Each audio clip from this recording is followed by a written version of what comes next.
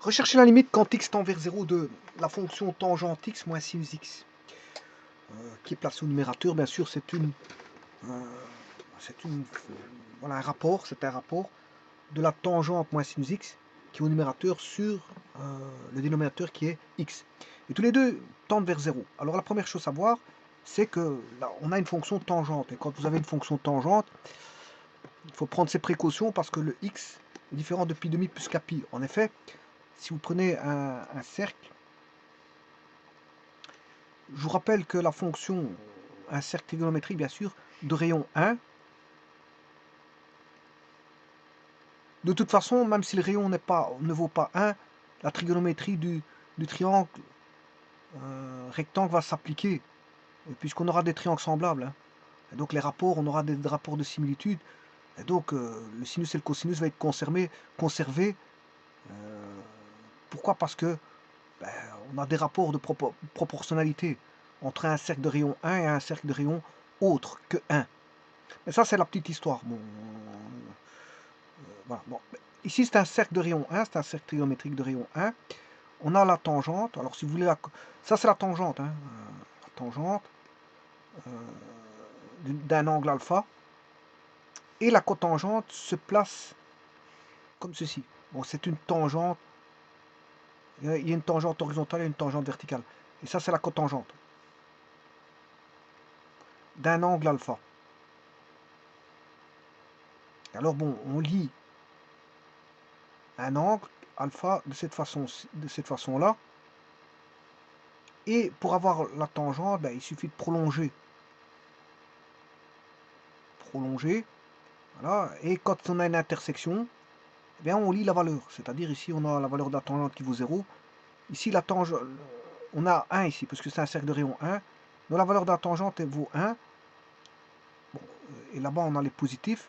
Alors, sinus et cosinus, ils sont toujours compris entre... Ils sont bornés. Parce qu'ils sont compris entre moins 1 et 1. Entre moins 1 et 1. C'est vrai pour le sinus, c'est vrai pour le cosinus, mais la tangente, elle est non bornée. Hein. La tangente n'est pas bornée, elle est infinie. Simplement, si vous prenez un angle de 90 degrés, comme ceci, il n'y a pas d'intersection puisque c'est parallèle. Donc, qu'est-ce qu'on peut dire? Pour une tangente x, x doit être différent de pi demi plus kpi. Pi demi plus kpi. Voilà. Et donc, vous comprenez comme on a une tangente ici, fatalement, le x doit être différent de pi demi plus kpi. Bon, le sinus x, il n'y a pas de problème pour le sinus x. Donc, je vais écrire tangente x avec x différent de pi demi plus kpi. Mais en plus de ça, bon, le sinus, il n'y a pas de problème pour le sinus. Hein. Bon, je vous ai dit que le domaine c'est R ici. Simplement, les images sont bornées entre moins 1 et 1 pour la sinus x. Par contre, là, on a un dénominateur d'un rapport qui est tangente x moins sinus x, une différence de fonction trigonométrique par rapport à un polynôme du premier degré qui est une droite ici. Ça, c'est une droite du premier degré. Donc, au dénominateur, on a une droite. Et celle-ci s'annule en 0. Donc, et avoir un dénominateur différent, avoir un rapport égal à 0, ça n'existe pas parce que le dénominateur, là, on a numérateur, dénominateur. Le dénominateur doit être toujours différent de 0 pour que le rapport puisse exister. Donc, ce qui veut dire que le x doit être différent de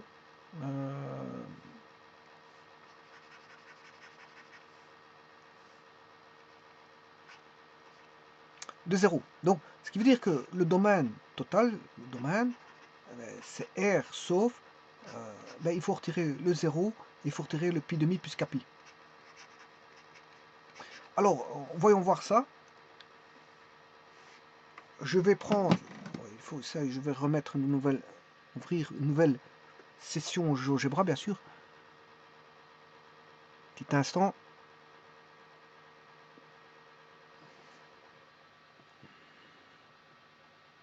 Voilà, ça c'est la nouvelle session GeoGebra. Donc, je vais mettre la fonction tangente. Vous allez voir qu'il y a bien des asymptotes verticales en x égale pi demi plus kpi. X, donc la tangente x, la voici. Ouais, vous voyez, avec toutes ces asymptotes. Hein, bon, x égale pi demi. Hein. Alors, je pourrais les mettre, les déplacer. Hein. Bon, je ne vais pas le faire ici. Vous voyez bien que c'est pi demi plus k pi. Et maintenant, si je prends tangente x moins x, ben voilà, ça c'est... Enfin, je m'excuse, je me suis trompé, c'est pas tangente x moins x, c'est tangente x moins sinus x. Tangente x moins sinus x. Quoique, bon, sinus x peut être approximé au voisinage de 0 par x, hein, mais c'est une approximation. Ça, voilà, il y aura un écart, on aura toujours une erreur. Ce qu'on appelle un écart, une erreur absolue. On aura toujours une erreur absolue, parce que si je prends x, voilà, et la fonction sinus x, voilà, ça c'est la fonction sinus x, mais au voisinage de 0, plus on se rapproche de 0, et plus la fonction sinus est linéarisée, c'est-à-dire qu'elle se rapproche de la droite, mais il y a toujours une petite erreur. Si je fais l'écart voilà, de sinus x moins x, l'écart absolu, l'erreur absolue, il y a toujours un petit écart, qu'il soit positif ou négatif, dans un intervalle de, voilà, allant de moins 0,5 à 0,5. Si je prends, bien sûr ça doit être mis en radian, hein. En radian, les valeurs doivent être mises en radian, donc on peut linéariser ça. Bon, mais de toute façon ici c'est parce que je vais faire, quand je dis tangente x moins x, pourquoi pas, mais c'est tangente x moins sinus x.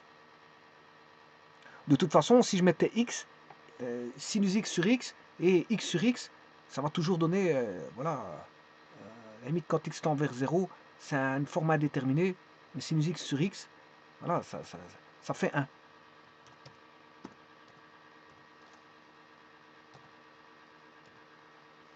Voilà, au voisinage de 0, le rapport il fait 1. Au voisinage de 0, le rapport il fait 1. Donc sinus x sur x, il fait 1. Et donc si j'avais mis, je vais approximer sinus x par x, ça fait x sur x, mais x sur x, ça fait aussi 1. Voilà. Donc ça c'est pour la petite histoire. Bon, n'allons pas au-delà. C'est vrai que je m'étais trompé, j'avais mis x à la place de sinus x, mais je pouvais vous dire que si je mets sinus x à la place de sinus x, ça va être une approximation. Au voisinage de 0, on peut le faire. Bon, mais ici je ne vais pas faire ça quand même. Bon, alors qu'est-ce que je vais faire bien sûr, je vais faire h divisé par p. Et là, on a h divisé par p, donc tangente x moins sinus x sur x. Voilà, ça c'est la fonction. Et bien sûr, je vais faire un zoom parce qu'elle n'apparaît pas totalement. Avec toujours ces fameuses asymptotes en x égale pi demi. Voilà, plus k pi. Donc si je fais x égale pi demi plus pi, ben, j'ai la suivante, etc. Je peux faire prendre des k pi négatifs avec k appartenant à z, z et k appartenant aux entiers négatifs, k appartenant aux entiers positifs. Et k peut valoir 0. Voilà. Et donc, vous voyez qu'en 0, ben, on va s'approcher de 0. Donc, ça veut dire qu'en 0, 0, on a un trou là. Parce qu'elle n'est pas définie en 0. Je vous rappelle qu'elle n'est pas définie. Hein. Je viens de faire le domaine. Je dis que il y a toutes des asymptotes verticales. Et en 0, ben, on a un trou. Donc, on a, si vous voulez, un point de discontinuité. Et justement, il faut rechercher. Alors bon, vous avez la réponse. Hein, ça fera 0. Alors,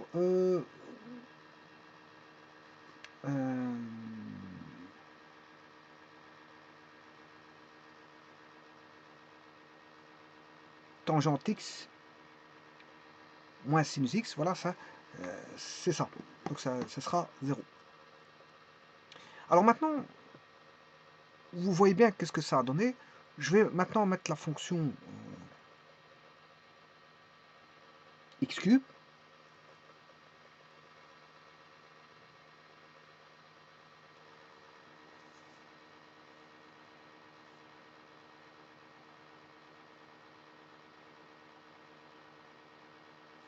Alors je pourrais calculer cette limite hein, en décomposant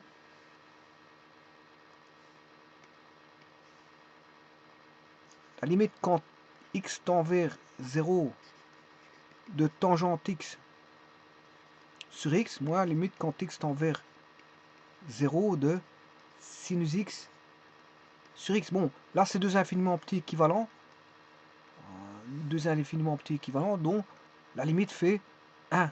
Bon, ça va donner du 0 sur 0, une forme indéterminée, mais on peut soulever la détermination. On sait bien que cette limite vaut 1. Alors ici, c'est pareil, puisque vous allez écrire sinus x sur cos x sur x. Alors ceci, ça fait 1. Encore, voilà, on aura du 0 sur 0. Encore une fois, ces deux infiniment petits équivalents, ça fera 1. Alors, 1 sur cosinus x.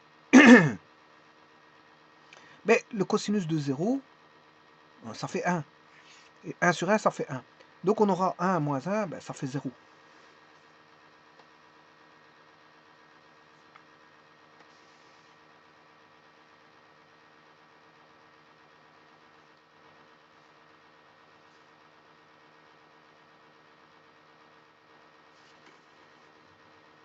Alors maintenant, je vais faire la même chose. Alors je vais faire dans une vidéo séparée. Voilà, je vous remercie.